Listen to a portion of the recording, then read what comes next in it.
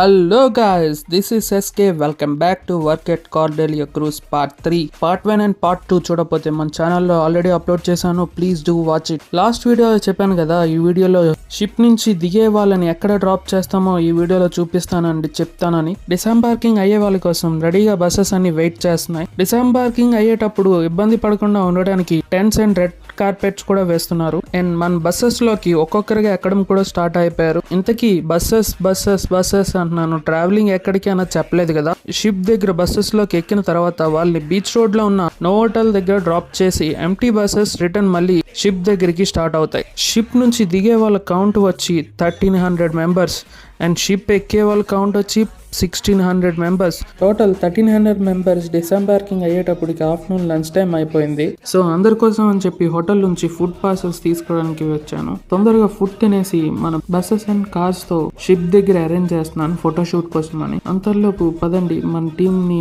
చూపిస్తాను. మన హ్యామ్ కుమార్ గారు సింప్లీ హార్డ్ వర్కింగ్ మ్యాన్ అండి.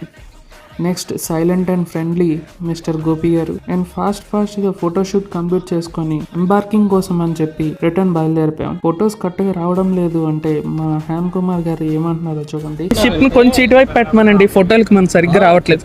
వాళ్ళు ఏమంటారంటే మీ సోదరుని చెప్తే ఎలా పెట్టమంటే పెట్టేస్తాను చెప్పండి. అది ఇప్పుడు నేను చెప్తున్నాను కదా సార్, జర్మన్. మళ్ళీ పార్ట్ 4 లో కలుసుకుందాం. అంతవరకు please like, share and subscribe vibe with SK.